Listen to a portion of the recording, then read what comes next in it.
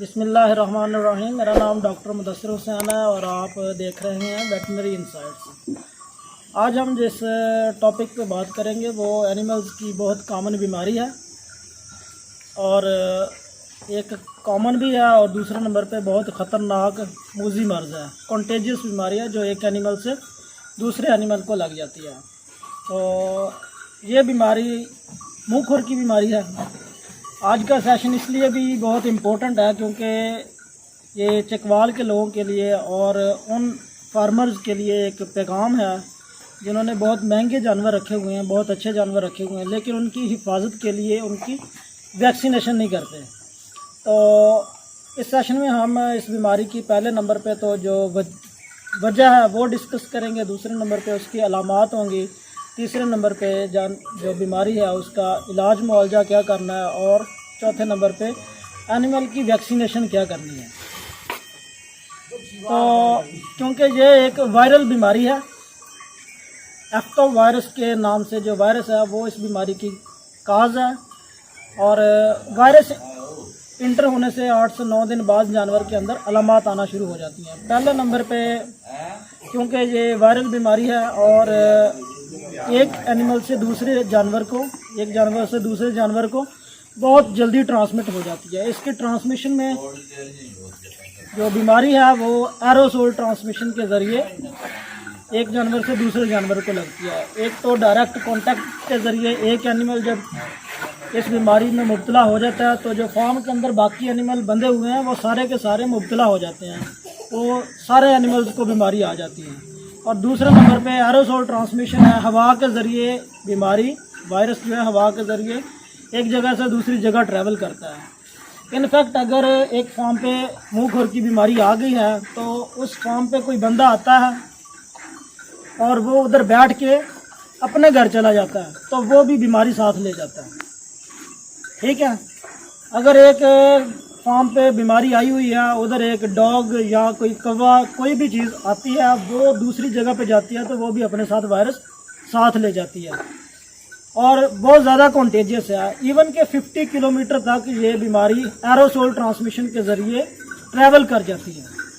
ये तो होगी एनिमल की जो बीमारी की ट्रांसमिशन है उसके बारे में हो गया। दूसरे नंबर पे आते हैं कि जो एनिमल है उसको अलामात क्या होंगी। मुंह खुर की बीमारी, क्योंकि नाम से ही जाहिर है कि ये बीमारी मुंह और खुर दो चीज़ों को अफेक्ट करती है। पहले नंबर पे तो जानवर को तेज़ बुखार होगा, वो 2-3 दिन तक बुखार रहेगा, बाईफेजिक फीवर हो सकता है। जानवर को जब बुखार हो रहा होता है तो वो शिवरिंग करता है, वो कांपना शुरू कर देता है। ये इनिशियल स्टेजेस पे जब बुखार हो रहा होता है तो उस वक्त ये अलामतें आती हैं। जब 2-3 दिन गुजर जाते हैं तो फिर जानवर के मुंह के अंदर छाले बन जाते हैं, मुंह के अंदर छाले बन जाते हैं और जो खुरों के दरमियानी जगह है इंटरडिजिटल स्पेस के अंदर भी छाले बन जाते हैं। जब छाले फट जाते हैं तो उधर भी अल्सर बन जाते हैं।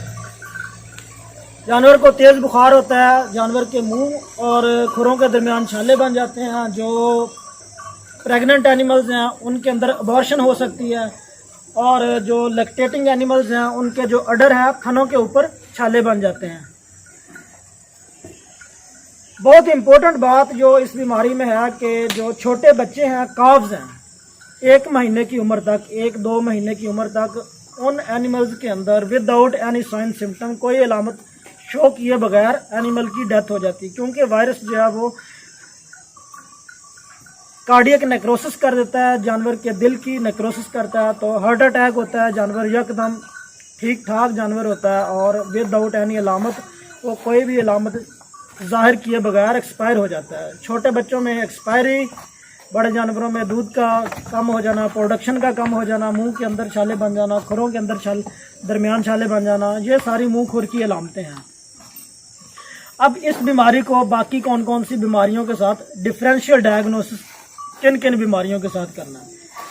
पहले नंबर पे जो मुंह खुर की बीमारी है इसको डिफरेंशियल डायग्नोसिस करने के लिए एक तो एफिमेरल फीवर है जो वेल की बीमारी है, 3 डे सिकनेस है, क्योंकि उसमें भी जानवर को तेज़ बुखार होता है, मुंह से रालें गिरती हैं और जानवर लंगड़ापन शो करता है, खुरों से लंगड़ापन शो करता है, टांगे उसकी लंगड़ा के चलता है।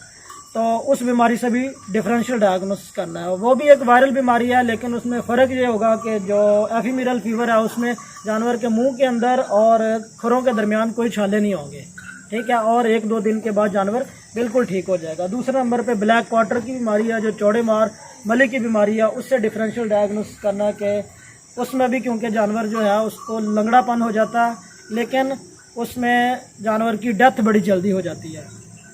लंगड़ापन होता है, साथ में जिस्म के किसी हिस्से पे अमूमन जो टांग, जिस टांग से जानवर लेमनेस शो करता है, उसी टांग के जो मसल्स हैं उनमें सोजश हो जाती है, एम्फिसमेटस सोजश होती है। जब उसको थोड़ा सा आप पलपेट करेंगे और दबाएंगे तो उसमें शॉपर की तरह आवाज़ आती है, क्रिपिटेटिंग साउंड्स आती हैं। तीसरे नंबर पे लेमिनाइटिस की बीमारी है, जो एनिमल्स जिनको ज़्यादा वंडा खिलाते हैं, दाना शाना ज़्यादा खिलाते हैं, तो उनमें जो रीमन लैक्टिक एसिडोसिस होती है, तो उसके आफ्टर स्केली जो है वो जानवर लेमिनाइटिस शो करते हैं, उसके लेमिना की सोजश हो जाती है। ये हो गया। चौथे नंबर पे टीआरपी की बीमारी है कि जानवर के अंदर कोई लोहे की चीज़ चली गई है, तो वो भी लेमिनस या स्टिफनेस शो करता है, इससे डिफरेंशियल डायग्नोसिस करना है।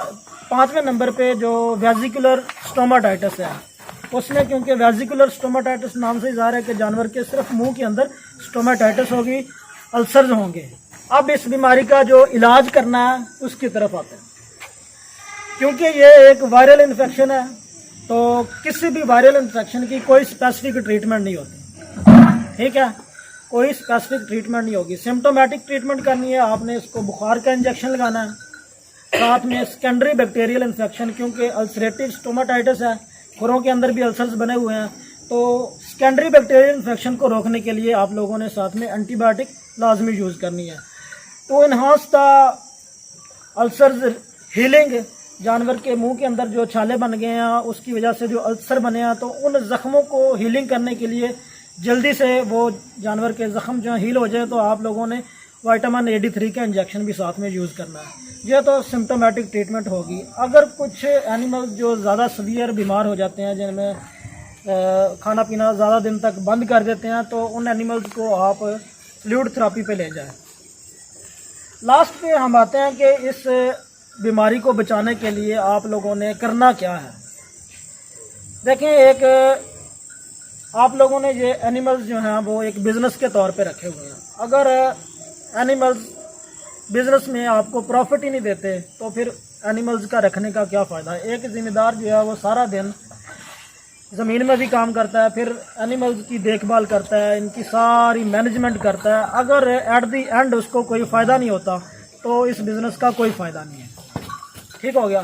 तो इस बिज़नेस को फ़ायदेमंद बनाने के लिए और इस बीमारी को रोकने के लिए आप लोगों ने साल में 2 मरतबा वैक्सीन करनी है, मुंह खुर की वैक्सीन करनी है। ये एक कीमती जानवर है,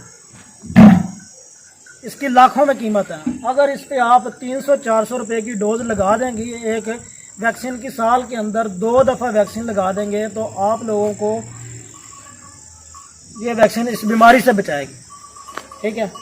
तो एक तो वैक्सीन जानवर को बीमार होने से बचाएगी। दूसरे नंबर पे क्या फ़ायदा होगा, जब एक एनिमल बीमार हो जाता है तो फार्मर इंतहाई ज़्यादा टेंशन में होता है, वो टेंशन में बहुत ज़्यादा गलत फैसले भी करता है। पिछली दफ़ा एक मुंह खुर का आउटब्रेक आया, तो हमने देखा कि एनिमल्स की काफ़ी ज़्यादा एक्सपायरी हुई।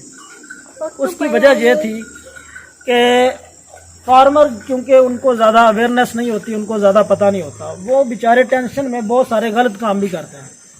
तो बहुत ज़्यादा लोगों ने ड्रंचिंग की, ऑयल की ड्रंचिंग की, बहुत ज़्यादा पानी की ड्रंचिंग की, दूध की ड्रंचिंग की, वो सारी की सारी जाकर ड्रंचिंग निमोनिया करती रही। तो जो भी एनिमल एक्सपायर हुए उनका पोस्टमार्टम किया, तो काफ़ी ज़्यादा एनिमल्स के अंदर ड्रंचिंग निमोनिया के साइन थे।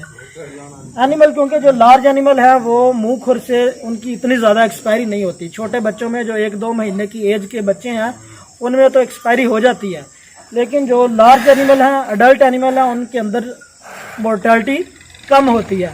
तो जल्दी में गलत फैसला करते हैं, ड्रंचिंग करते हैं। ड्रंचिंग से वो एनिमल के फेफड़ों के अंदर, सांस की नाली के अंदर चीज़ें जाती हैं, तो फिर उस वजह से एनिमल की एक्सपायरी हो जाती है। 2-3 चीज़ें आप लोगों ने याद रखनी है। ये जो मुंह खुर की बीमारी है, एक तो एनिमल को बीमार करती है, तो उस वक्त जो ट्रीटमेंट की कॉस्ट आती है वो तो है ही, लेकिन ज़्यादातर एनिमल्स में जो वलायती नस्ल के जानवर हैं, एग्जॉटिक ब्रीड्स हैं, उनके अंदर ये पेंटिंग सिंड्रोम कर देती है। पेंटिंग सिंड्रोम क्या करती है कि जानवर गर्मी में हाँफना शुरू कर देते हैं। एक्चुअली होता क्या है कि जो वायरस है वो दिमाग में हाइपोथैलेमस जो टेम्परेचर कंट्रोल करने वाला सेंटर है उसको डैमेज कर देता है। तो यूं ही बाहर का एनवायरमेंटल टेम्परेचर 32-33 डिग्री सेंटीग्रेड से ज़्यादा होता है तो जानवर पेंटिंग करना शुरू कर देता है, वो हुला करना शुरू कर देता है। बहुत ज़्यादा उसकी ट्रीटमेंट करते हैं लेकिन कोई फ़ायदा नहीं होता। जानवर गर्मियों के मौसम में जानवर बेकार हो जाता है, उसकी प्रोडक्शन बिल्कुल डाउन हो जाती है। इवन के एनिमल्स की हाइपरथर्मिया की वजह से एक्सपायरी हो जाती है। कुछ एनिमल्स में, क्योंकि ये एक रेस एनिमल है, गेम एनिमल है, तो इसमें जब ये खुरों में इन्फेक्शन करता है तो इसकी जो इसका मकसद है रखने का वो ख़त्म हो जाता है कि ये एनिमल जब ठीक तरीके से चल ही नहीं सकेगा, ये गेम ही नहीं कर सकेगा, तो फिर इसका रखने का क्या फ़ायदा। एनिमल के खुरों में क्रैक पड़ जाते हैं, वो इतनी देर तक लंबे केस चलते रहते हैं, 2-3 महीने तक, जब तक हूव्स नए क्रिएट नहीं होते, नीचे से नए नहीं निकलते, ऊपर वाले खोल नहीं उतरते क्रैक्स की जगह से, तब तक एनिमल बेचारा जो है लेमनेस शो करता रहता है। बहुत देर तक उसकी ट्रीटमेंट करनी पड़ती है। तो ये सारी चीज़ें जो आप लोगों की इन्फॉर्मेशन के लिए मैं शेयर कर रहा हूँ, इन सब से बचने का एक ही तरीका है कि साल में 2 दफ़ा वैक्सीन जो है मुंह खुर की वो लाजमी करें। कंपनीज तो क्लेम करती हैं सालाना वैक्सीन, कुछ 8 महीने, कुछ 9 महीने की जो प्रोटेक्शन है वो क्लेम करती हैं, लेकिन ऑन द सेफ साइड आप लोगों ने साल में 2 दफ़ा वैक्सीन जो है वो लाजमी करनी है। उसमें फ़ायदा क्या है कि आप लोगों का एनिमल जो है वो सेफ रहेगा, उसमें बीमारी नहीं आएगी। देखें, अगर एनिमल बीमार हो जाता है तो उसकी ट्रीटमेंट की cost more than vaccination cost है, और जो खर्चा होता है मैनेजमेंट का वो अलग से है, टाइम वेस्ट वो अलग से है। उसके बावजूद एनिमल अपनी पूरी प्रोडक्शन पे नहीं जाता। तो इससे बेहतर हाल यही है कि आप साल में 2 दफ़ा मुंह खुर की वैक्सीन करें।